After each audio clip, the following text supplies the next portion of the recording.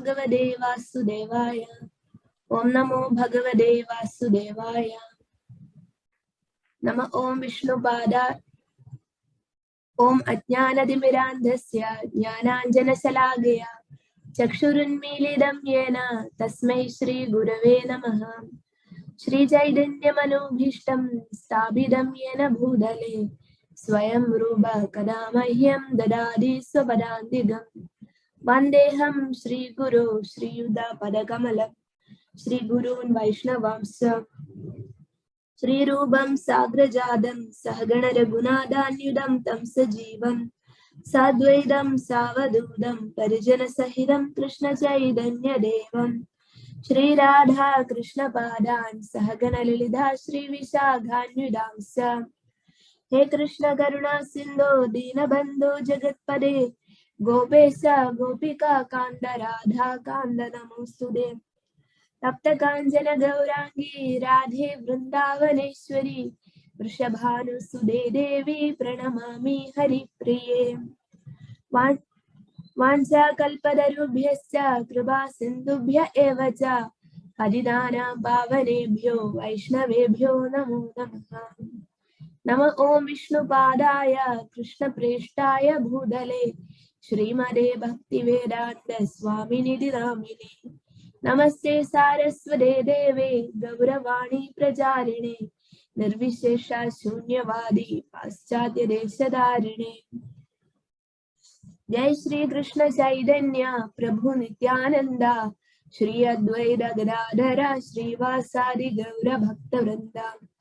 Hare Krishna Krishna Krishna Hare Hare Hare Rama Rama Rama Hare Hare. Okay, we are reading the Krishna book, Krishna, the Supreme Personality of Godhead, written by Srila Prabhupada. So we stopped here yesterday. We are reading the second chapter. We are reading, we are continuing to read from here.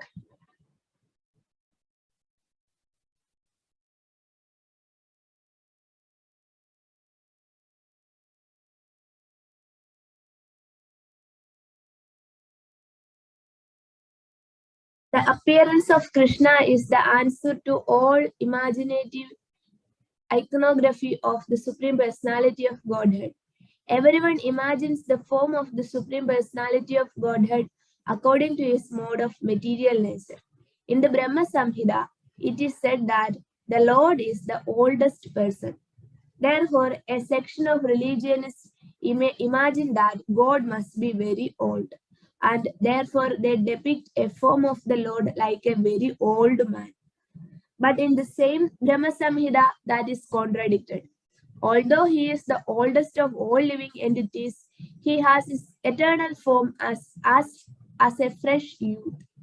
The exact words used in this connection in Srimad Bhagavatam are Vijnanam Ajnana Bhidapa Marjanam. Vijnanam Ajnana Bhidapa Marjanam. Vijnanam means transcendental knowledge of the Supreme Personality of Godhead. Vijnanam is also experienced knowledge. Transcendental knowledge has to be accepted by the descending process of disciplic succession, as Brahma presents the knowledge of Krishna in the Brahma Samhita. The Brahma Samhita is Vijnanam as realized by Brahma's transcendental experience, and in that way he presented the form and the pastimes of Krishna in the transcendental abode. This knowledge is Ajnana Bhida Pamarjanam, that which can smash all kinds of speculation in ignorance. People are imagining the form of the Lord. Sometimes he has no form and sometimes he has form according to their different imaginations. But the presentation of Krishna in the Brahma Samhita is Vijnana, scientific, experienced knowledge given by Lord Brahma and accepted by Lord Chaitanya. There is no doubt about it. Krishna's form, Krishna's fruit, Krishna's color, everything is reality. Here it is said that this Vijnanam is always defeating all kinds of speculative knowledge. Therefore, without your appearing as Krishna, as you are neither Ajnana Bhidapamarjanam, destruction of nations of speculative knowledge, nor Vijnanam would be realized. In other words, your appearance will vanquish the ignorance of speculative knowledge and establish the real experienced knowledge of authorities like Lord Brahma. Men influenced by the three modes of material nature imagine their own God according to the modes of material nature. In this way, God is presented in various ways, but your appearance will establish what the real form of God is. The highest blunder committed by the impersonalist is to think that when the incarnation of God comes, he accepts the form of matter in the mode of goodness. Actually, the form of Krishna or Narayana is transcendental to any material idea. Even the greatest impersonalist, Shankaracharya, has admitted Narayana Parovyaktat. The material creation is caused by the Abhyakta, impersonal manifestation of matter, or the non-phenomenal total reservoir of matter, but Krishna is transcendental to that material conception. That is expressed in Srimad Bhagavatam as Shuddha Sattva or transcendental goodness. He does not belong to the material mode of goodness, and he is above the position of material goodness. He belongs to the transcendental eternal status of bliss and knowledge. Dear Lord, when you appear in your different incarnations, you take different names and forms according to different situations. Lord Krishna is your name because you are all attractive. You are called Shyama Sundara because of your transcendental beauty. Shyama means blackish.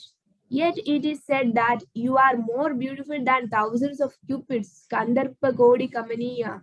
Although you appear in a color which is compared to the blackish cloud, because you are the transcendental absolute, your beauty is many times more attractive than the delicate body of Cupid. Sometimes you are called Giridhari because you lifted the hill known as Govardhana. You are sometimes called Nandanandana or Vasudeva or Devaki Nandana because you appear as the son of Maharaja Nanda or Vasudeva or Devaki. Impersonalists think that your many names or forms are given according to a particular type of work and quality because they accept you from the position of a material observer. Our dear Lord, the way of understanding is not to study your absolute nature, form, and activities by mental speculation. One must engage himself in devotional service. Then one can understand your absolute nature and your transcendental form, name, and qualities. Actually, only a person who has a little taste for the service of your lotus feet can understand your transcendental nature or form and qualities. Others may go on speculating for millions of years, but it is not possible for them to understand even a single part of your actual position. In other words, the Supreme Personality of Godhead, Krishna, cannot be understood by the non-devotees because there is a curtain of Yoga Maya which covers Krishna's actual features. As confirmed in the Bhagavad Gita, Naham Pragasya Sarvasya. The Lord says, I am not exposed to anyone and everyone. When Krishna came, he was actually present on the battlefield of Kurukshetra and everyone saw him. But not everyone could understand that he was the Supreme Personality of Godhead. Still, everyone who died in his presence attained complete liberation from material bondage and was transferred to the spiritual world. O Lord, the impersonalists or non-devotees cannot understand that your name is identical with your form. Since the Lord is absolute, there is no difference between his name and his actual form. In the material world, there is a difference between form and name. The mango fruit is different from the name of the mango. One cannot taste the mango fruit simply by chanting mango, mango, mango. But the devotee who knows that there is no difference between the name and the form of the Lord chants Hare Krishna, Krishna Krishna, Hare Hare, Hare Rama, Rama Rama, Hare Hare, and realizes that he is always in Krishna's company.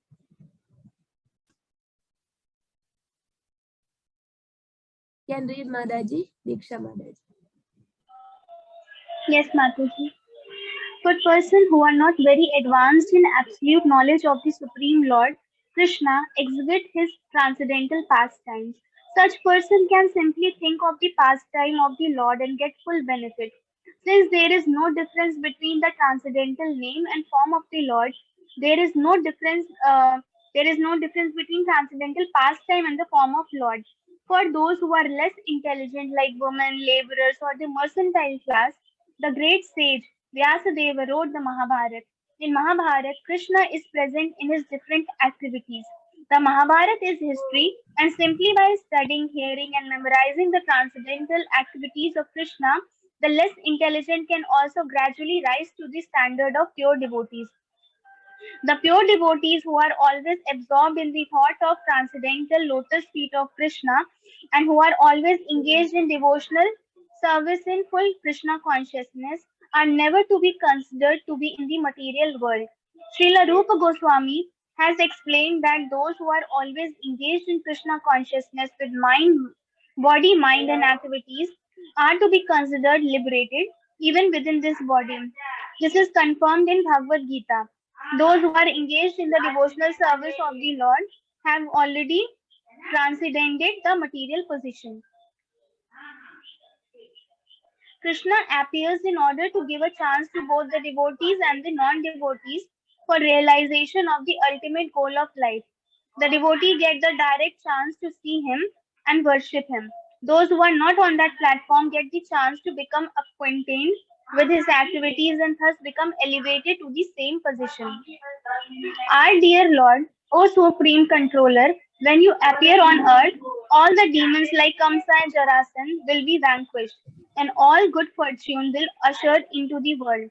When you walk on the globe, your lotus feet will impress on the ground the marks of your souls, such as the flag, the trident, and the thunderbolt. Thus you will grace both the earth and us on the heavenly planet who shall see those marks. O dear Lord, the demigod continued, you are unborn, therefore we do not find any reason for your appearance other than your pleasurable pastimes. Although the reason for the appearance of Lord is stated in Bhagavad Gita, he descends just to give protection to the devotees and vanquish the non-devotees. Actually, he descends for his pleasure meeting with the devotees, not really to vanquish the non-devotees. The non-devotees can be vanquished simply by one kick of material nature. The actions and reaction of material nature, creation, the actions and reaction of material nature, creation, maintenance, and inhalations are being carried out automatically. But simply by taking shelter of your lotus, uh, uh, shelter of your holy name, the devotees are fully protected because your holy name and your personality are non-different. The protection of the devotees and the annihilation of the non-devotees are actually not the business of Supreme Personality of Godhead. When he descends, it's just for his transcendental pleasure. There cannot be any other reason for his appearance. Our dear Lord, you are appearing as the best of the Yadu dynasty, and we are offering our respectful obeisances unto your lotus feet.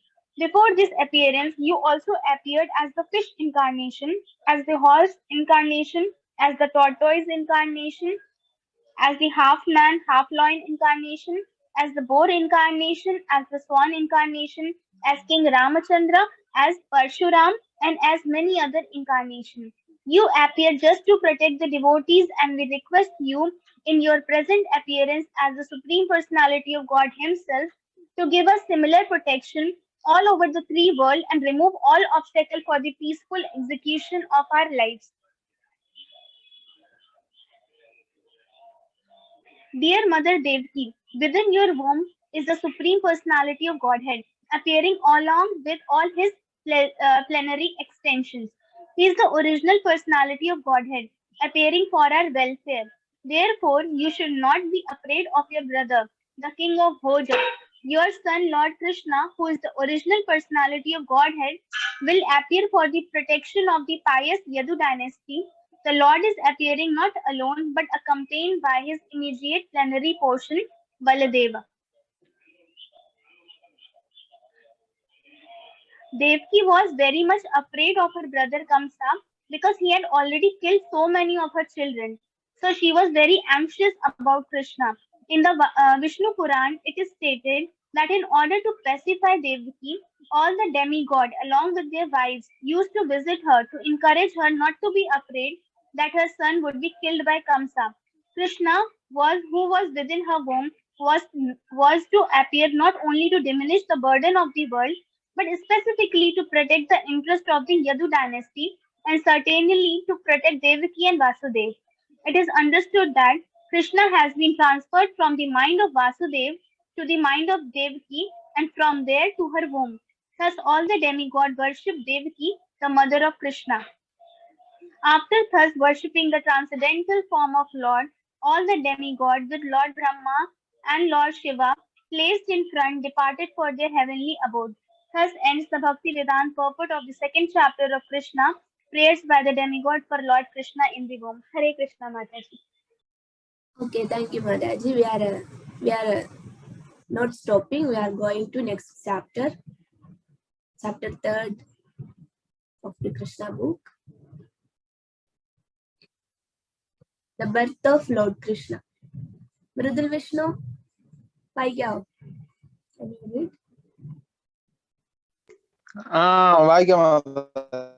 Okay.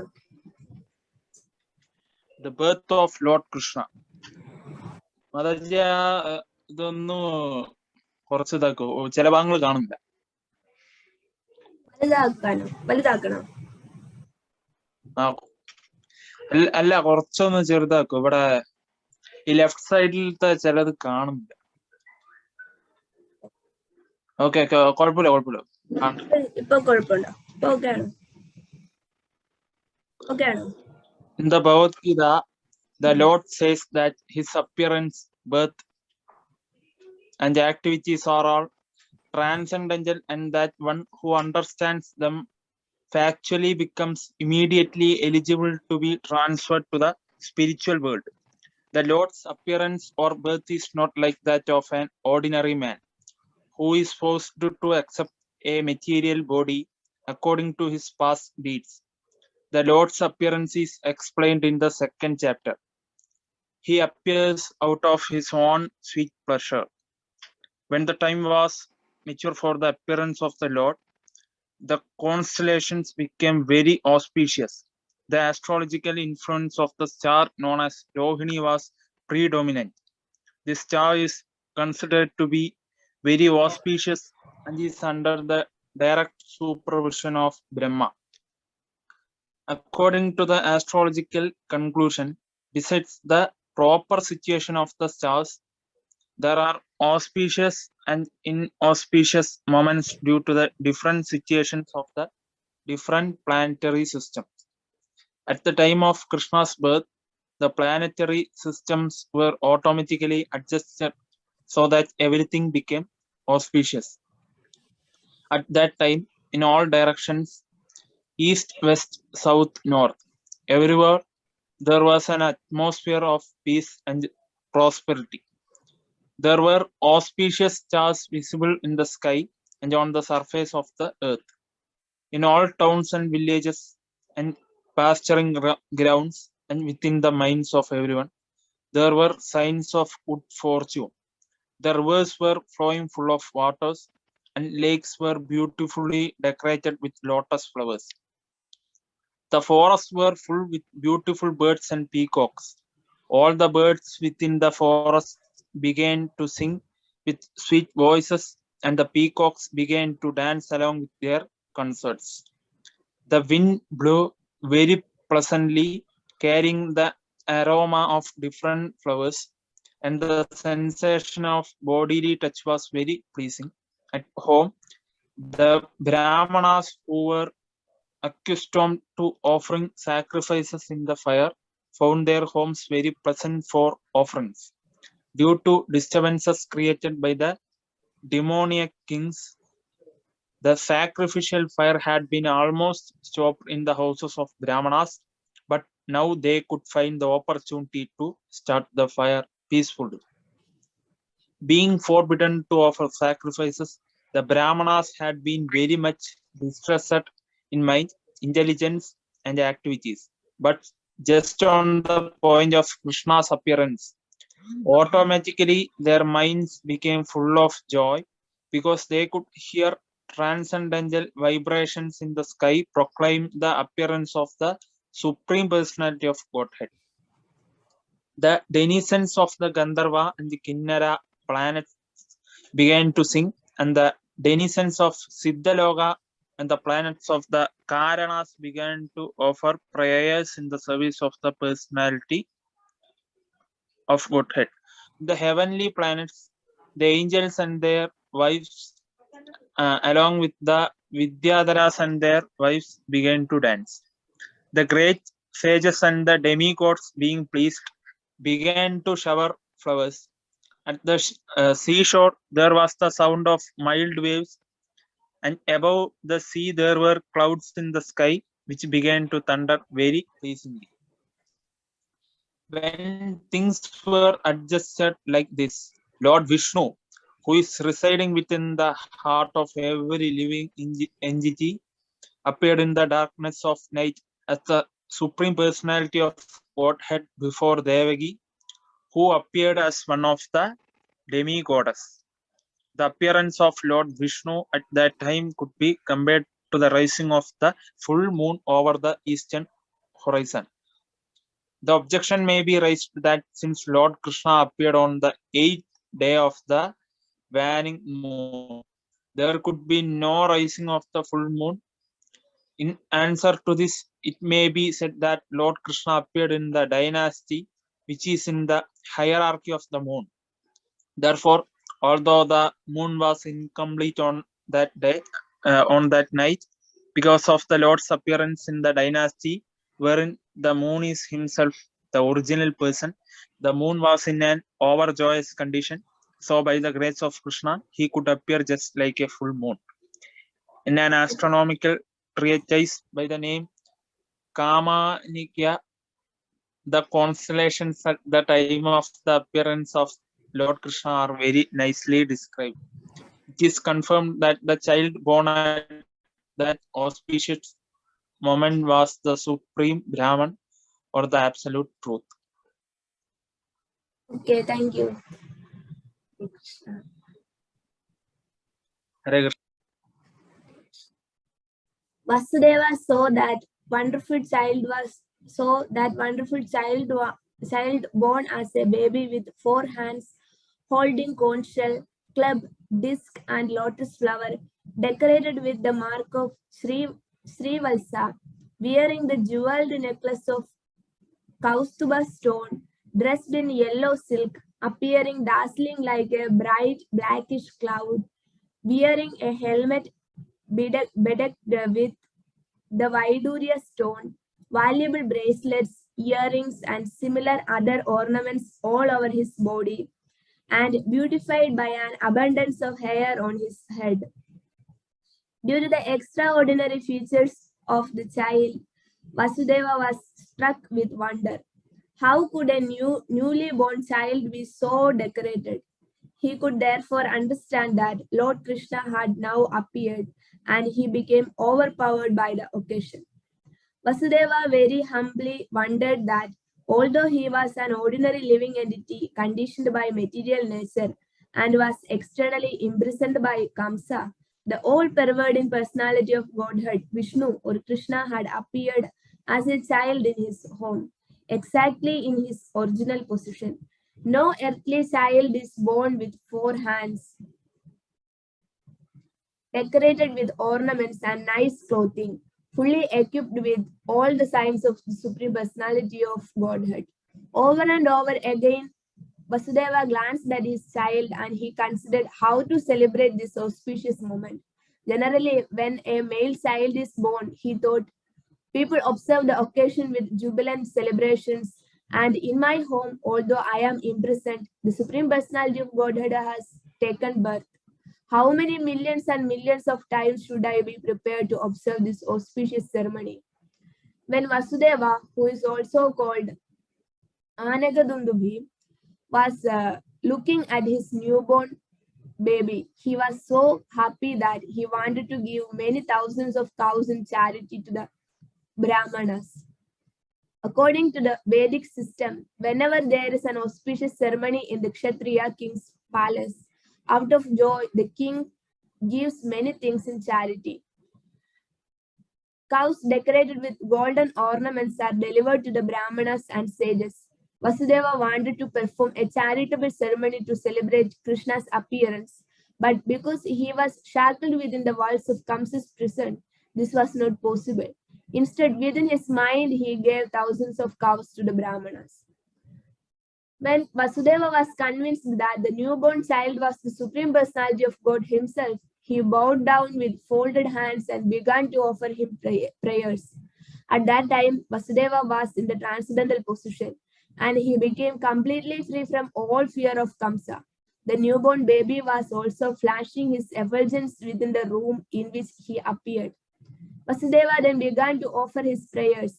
My dear Lord, I can understand who you are. You are the Supreme Personality of Godhead, the super soul of all living entities, and the absolute truth. You have appeared in your own eternal form, which is directly perceived by us. I understand that because I am afraid of Kamsa, you have appeared just to deliver me from that fear. You do not belong to this material world. You are the same person who brings about the cosmic manifestation simply by glancing over material nature. One may argue that the Supreme Personality of Godhead, who creates the whole cosmic manifestation simply by his glance, cannot come within the womb of Devagi, the wife of Vasudeva. To eradicate this argument, Vasudeva said, My dear Lord, it is not a very wonderful thing that you have appeared within the womb of Devagi, because the creation was also made in that way. You were lying in the causal ocean as Mahavishnu, and by your breathing process, innumerable universes came into existence. Then you entered into each of the universes as Garbhodagasai Vishnu. Then again you expanded yourself as Kshirodagasai Vishnu and entered into the hearts of all living entities and even into the atoms. Therefore, your entrance into the womb of Devagi is understandable in the same way. You appear to have ended, but you are simultaneously all pervading. We can understand your entrance and non-entrance from material examples. The total material energy remains intact even after being divided into 16 elements. The material body is nothing but the combination of the 5 gross elements, namely earth, water, fire, air, and ether. Whenever there is a material body, it appears that such elements are newly created, but actually the elements are always existing outside the body. Similarly, although you have appeared as a child in the womb of Devagi, you are also existing outside. You are always in your abode, but still you can simultaneously expand yourself into millions of forms. Hare Krishna, we are stopping here. Thank you for all who joined for today's session. Hare Krishna. Hare Krishna. Hare Krishna.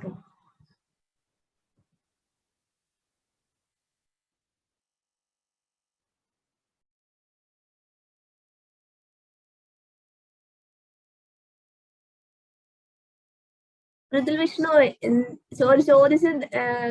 ചോദ്യത്തിനുള്ള answer ഇവിടെ ഉണ്ടായിരുന്നു കേട്ടോ. ഗർഭോദകശായി വിഷ്ണുവിന്റെ ഒക്കെ അതെങ്ങനെയാണെന്നുള്ളത് ചെറിയൊരു explanation. അല്ല ഈ മാതാജി ഇതിന്റെ ഒന്ന് വാട്സപ്പ് ഗ്രൂപ്പിൽ ഇടാമോ? ഈ വായിക്കുന്നയാ അതോ